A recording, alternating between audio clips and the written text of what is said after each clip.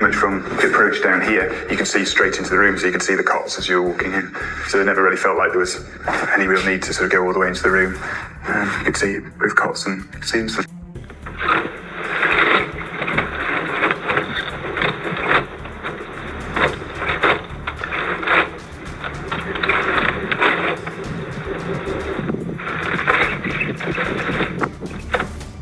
I went back to check on the children, which we've been doing every half hour, just in case one of them had maybe woken up. I discovered that Madeleine had been taken.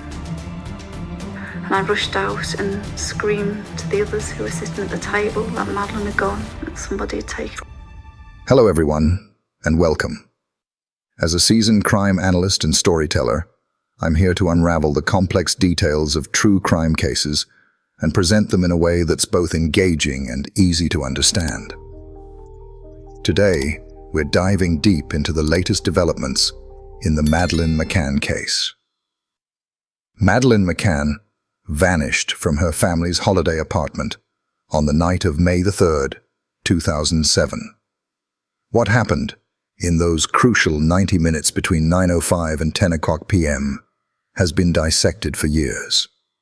Statements given, statements revised, and timelines scrutinized down to the very second.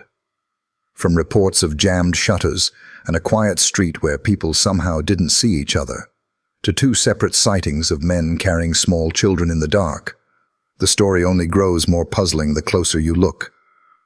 And at the center of it all, the McCanns themselves, their friends, the witnesses, and the investigators, each holding a version of events that doesn't always align with the others. Today, we're going to step into that narrow street in Praia da Luz, into apartment 5A, and into the statements that have fueled one of the most debated missing person cases in modern history. Welcome to Crime Raid. In this series, we're not just retelling headlines, we're digging deeper. We're looking at the evidence, the inconsistencies, and the overlooked details that may make you question everything you thought you knew about the disappearance of Madeleine McCann. Words cannot describe the anguish and despair that we are feeling as the parents of our beautiful daughter Madeleine.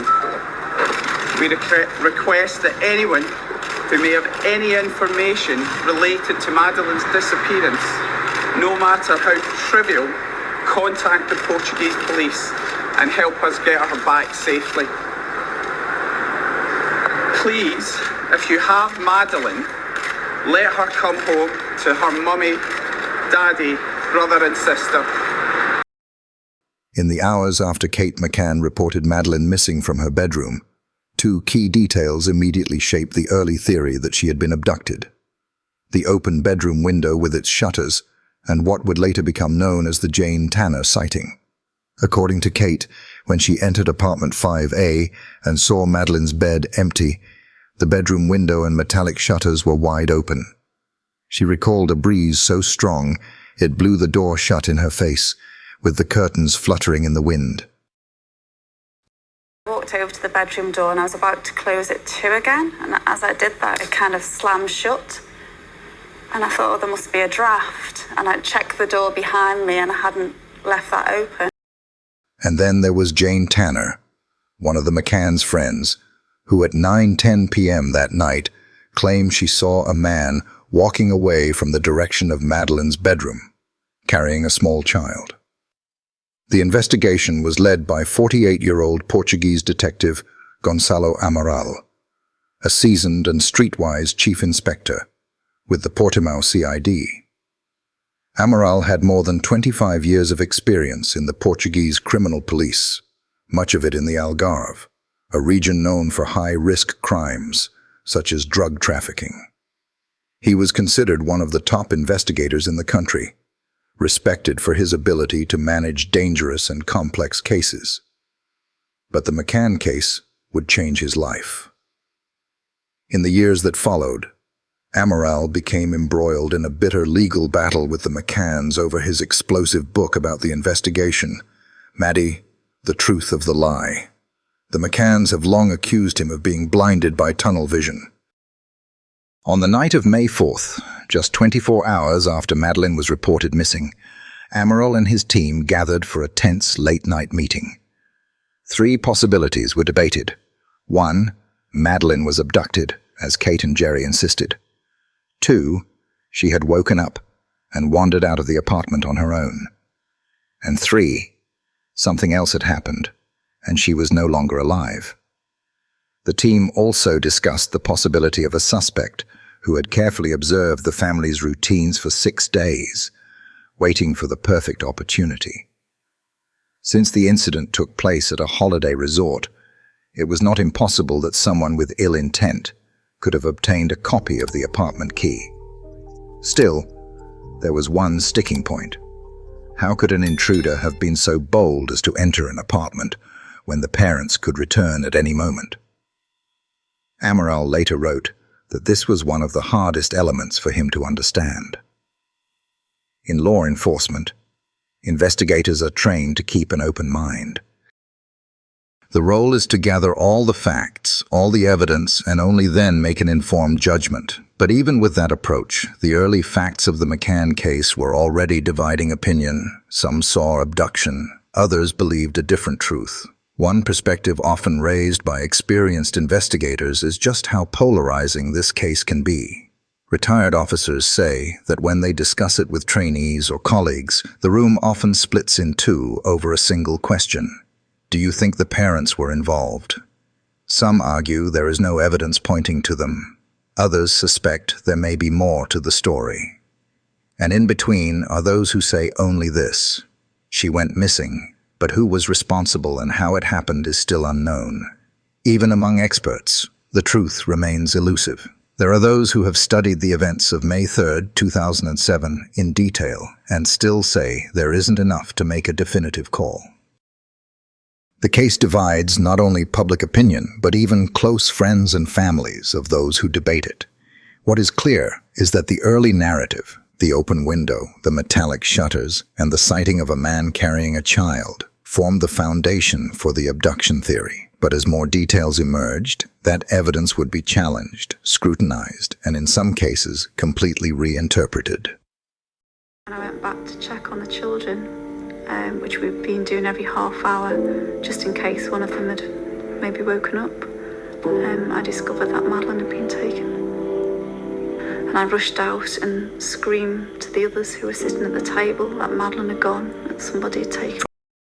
From the start, the story of Madeleine's disappearance was built around a vivid, almost cinematic image of an intruder breaking in through her bedroom window. Kate McCann recounted that when she went to check on her daughter, the bedroom door suddenly slammed shut in her face. When she opened the door, she said the window was flung open, the curtains fluttered in the wind, and the outside shutters were pulled all the way up. Further than we'd left it. We always close it quite far over, but just enough so some light gets in. And it was quite open. And it was our friend Matt who had checked on the children at 9:30 when he was checking on his daughter next door. And I thought to myself, well, maybe Matt's left the door open when he's checked on them. So I walked over to the bedroom door and I was about to close it too again. And as I did that, it kind of slammed shut. And I thought, oh, there must be a draft. And I checked the door behind me and I hadn't left that open. And then I opened the door again of the children's bedroom just to leave it open a little bit. And that's when I really looked in. And I couldn't quite make out Madeleine in her bed. And I just looked and it was obviously quite dark. But then I realised she wasn't actually there. And I thought, well, she must have wandered through to our bedroom and maybe that would explain why the door was open. So I went into our bedroom and she wasn't there. And that was the first time really that the panic hit. And I just ran back into her bedroom and literally at that point, the curtains, which were closed, just kind of flew open. And that was when I noticed that the window was open as far as it could go and the shutters outside had been raised all the way up. And I just knew straight away that someone had taken her. So this was your first thought? Yeah, absolutely. There's no way a young child could have got out. In her mind, there was no doubt someone had taken Madeleine. That night, the McCanns reached out to family and close friends back in the UK. We'll never know the exact words exchanged during those calls, but it's fair to assume they were delivering devastating news and searching for comfort. By the following morning, those same relatives and friends were already speaking to the British media, and many repeated a strikingly similar detail, that the shutters had been jammed or broken open.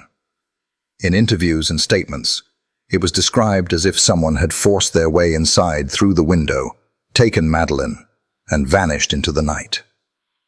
The implication was clear. This was a break-in and abduction. It was a detail that seemed to dovetail perfectly with Jane Tanner's reported sighting of a man carrying a child away from the direction of the McCann's apartment. On the surface, the pieces appeared to fit neatly together, but when investigators examined apartment 5A, the scene told a different story. There were no signs that the shutters had been forced, and no damage to the lock. Forensic teams found no evidence of tools being used. Instead, they lifted 5 clear fingerprints from the bedroom window, all belonging to Kate McCann. That wasn't unusual in itself. She had been staying in the apartment and may have touched the window after discovering Madeleine missing. But it cast doubt on the early press reports that suggested a violent break-in. According to case files, opening the shutters from the outside would have been impossible without breaking them. So, if no one had forced their way in through the window, the question shifted. Did someone enter through one of the doors instead? And if so, could they have carried Madeleine out through that same window? Or was the open window nothing more than a distraction, a red herring in the story? Another perspective that challenges the through-the-window abduction theory comes from someone with decades of policing experience who personally visited Praia da Luz and examined the bedroom window in apartment 5A. Based on his observations, that window measured no more than 50 centimeters across, realistically closer to 46, and sat about a meter off the ground. For most adults, shoulders are wider than that opening. While it might be possible to squeeze through sideways, getting in or out that way would be awkward, slow, and far from discreet. The physical logistics also raise questions. First, an intruder would have to maneuver themselves through that narrow space, likely holding onto the sides or frame for balance. Then there's the issue of the shutters. Unless they were broken or somehow fixed in place, they would naturally fall shut, potentially striking anyone attempting to climb in or out.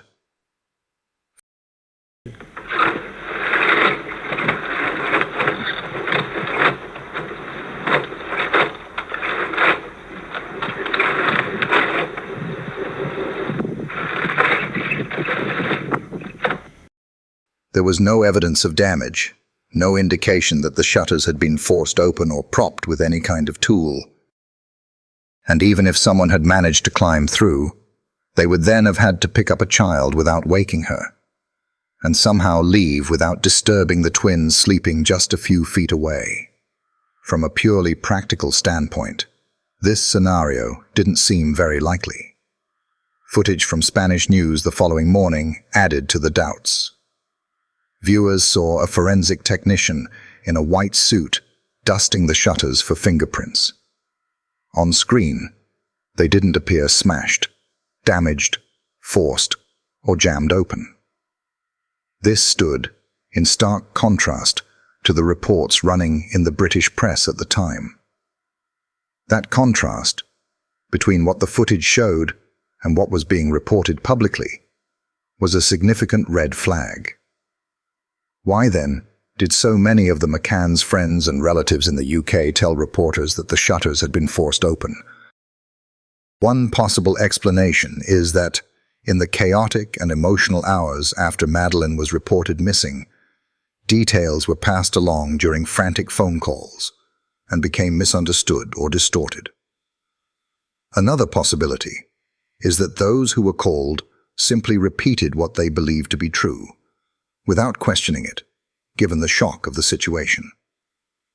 Either way, it was notable that several accounts shared with the British media within hours contained that same detail about jammed shutters, even though physical evidence didn't appear to support it.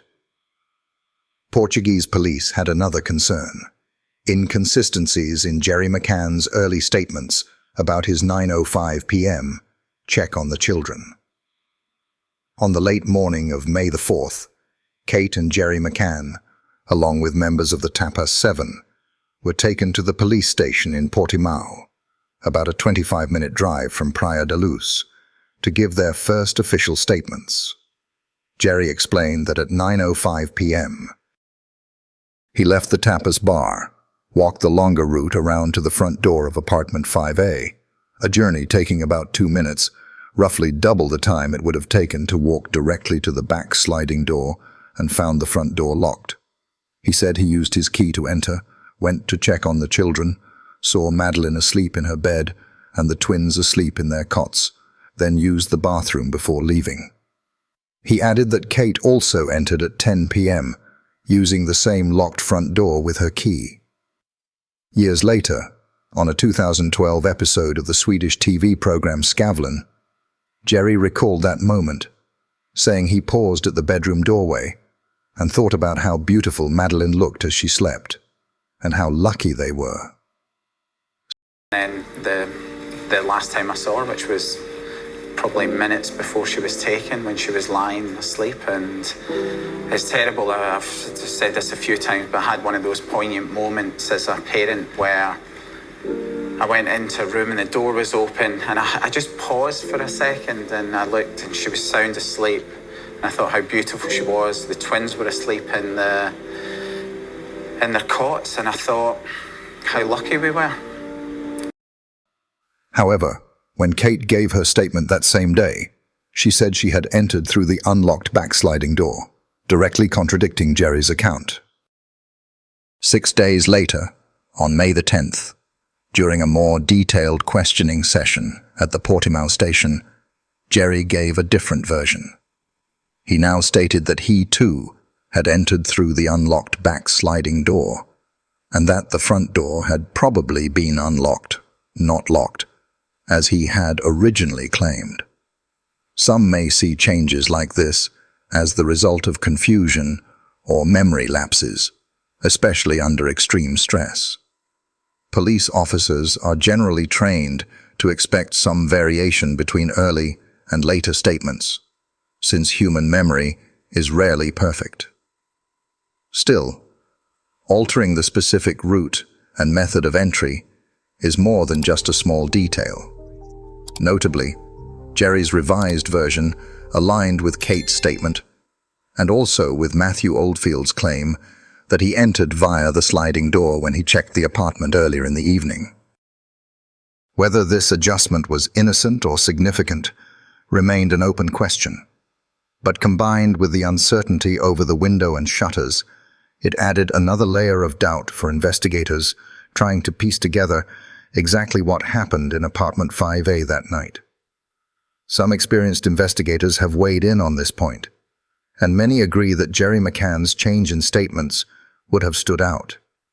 In police work, when someone shifts a key detail in their account, it's often considered a red flag worth examining more closely. That's one reason investigators conduct multiple interviews, even second or third sessions, to see if a person's story remains consistent over time. A common approach is to have someone write out their version of events before giving a verbal statement. If the memory is genuine, the core sequence usually remains the same. Small additions can surface later. That happens even with honest people. But major contradictions tend to raise more serious questions. In Gerry's case, the difference was about which door he used to enter apartment 5A during his 9:05 p.m. check. In his first statement, he described going the long way around to the locked front door, using his key to get inside. Later, he said he had gone through the unlocked backsliding door instead. So why the change? There are a couple of possible explanations. One is that aligning his version with Kate McCann and their friend Matthew Oldfield may have seemed more consistent with what others had already said.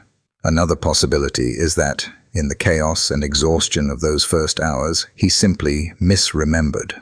After all, his first statement came roughly 14 hours after Madeleine was reported missing, a time when any parent's mind would be clouded with stress and shock. But here's the other side of it. Would you forget such a specific detail on the night your child disappears? Wouldn't that memory be razor sharp?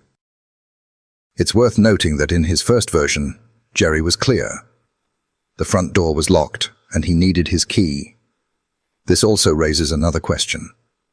If you're stepping away from dinner to quickly check on your children, why choose the longer route to the front door instead of the faster sliding door? Especially since Gerry himself has said he stopped to use the bathroom while inside. If urgency was part of the check, the shortcut seems like it would make even more sense.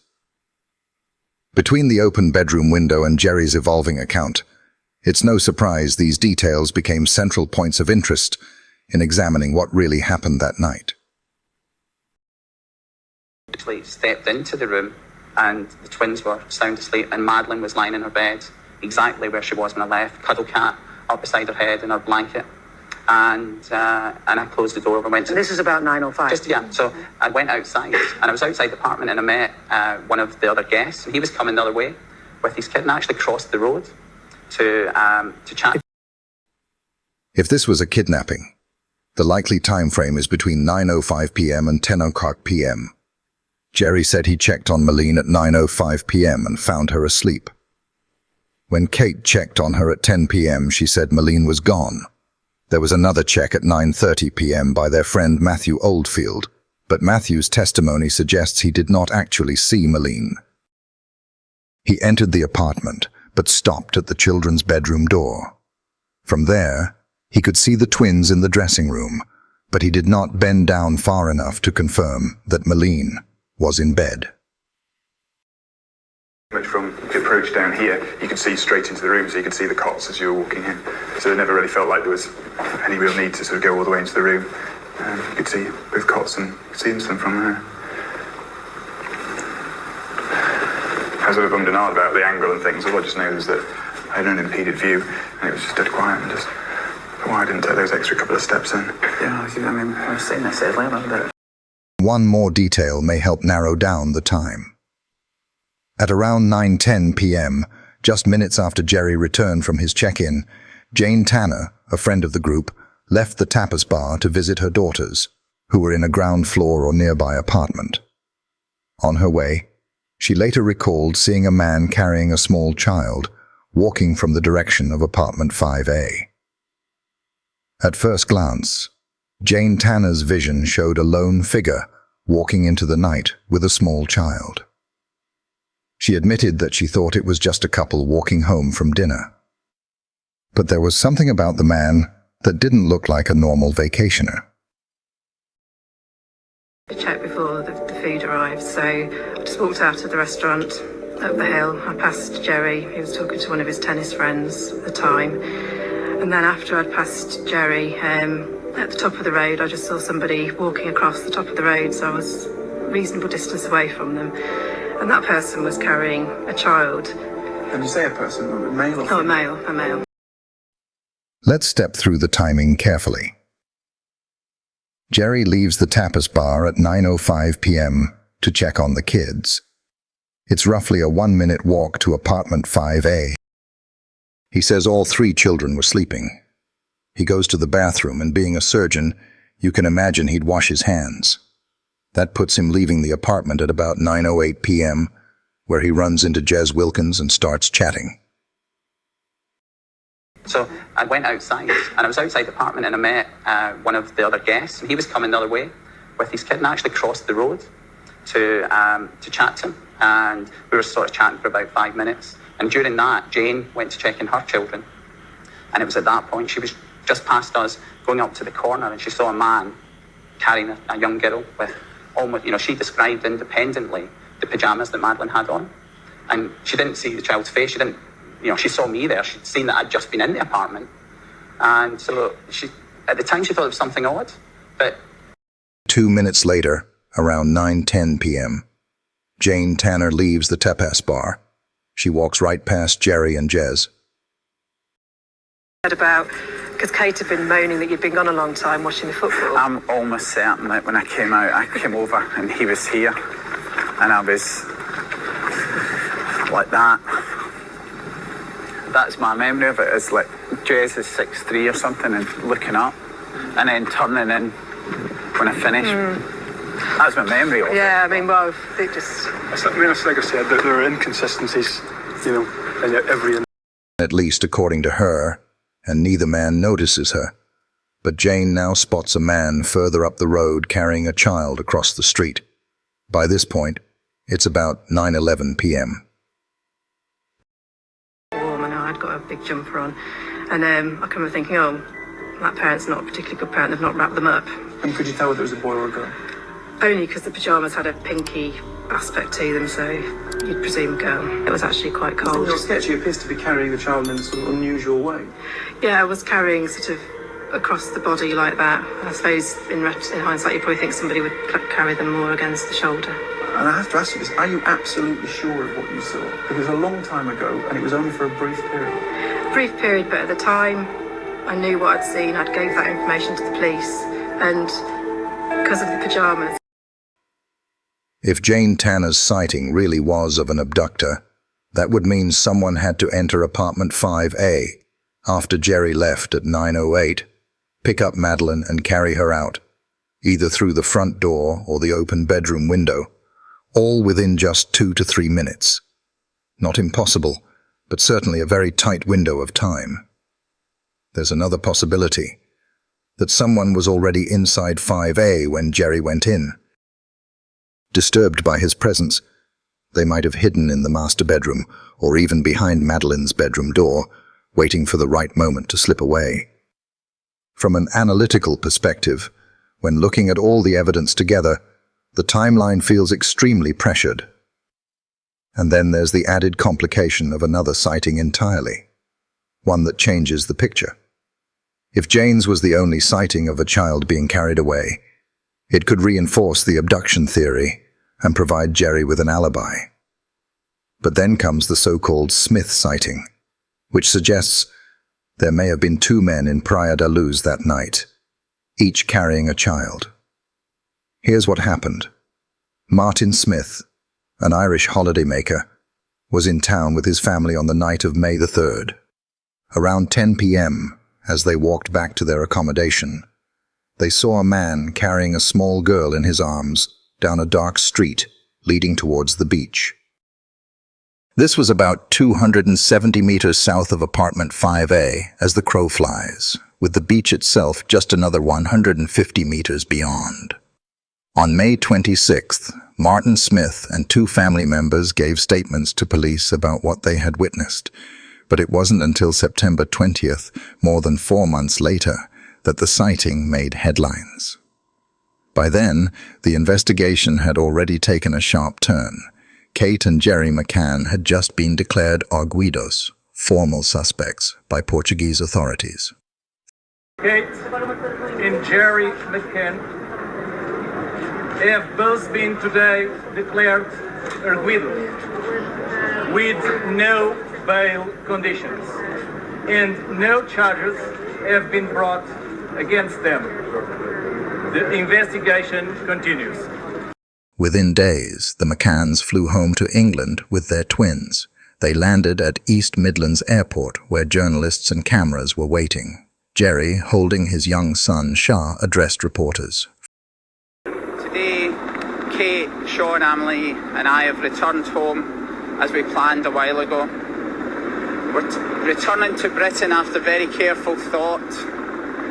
We want the twins, as much as is reasonably possible, to live an ordinary life in their home country, and want to consider the events of the last few days, which have been so deeply disturbing. Whilst it's heartbreaking to return to the UK without Madeleine, it does not mean we're giving up our search for her. As parents, we cannot give up on our daughter until we know what has happened. We have to keep doing everything that we can to find her. Kate and I wish to thank once again all those who have supported us over the past days, weeks and months, but we would also like to ask for our privacy to be respected now that we have returned home. Our return is with the full agreement of the Portuguese authorities and police. Portuguese law prohibits us from commenting further on the police investigation. Despite there being so much we wish to say, we are unable to do so, except to say this.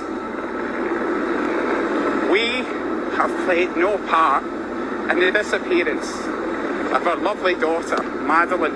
And Kate stood beside him with their daughter, Amelie.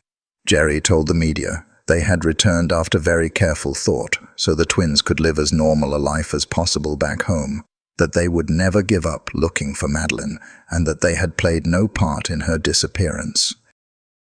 That night, back in Drogheda, Ireland, Martin Smith was watching the 10 p.m. news. The footage showed the McCanns coming down the aircraft steps, and something struck him deeply. The way Gerry carried Sean instantly reminded him of the man he had seen that night in Portugal. It stayed with him for days. On September 20th, he picked up the phone and called Leicestershire Police, the local force in the McCann's home area. The officer who took the call later wrote that Smith sounded shaken and worried.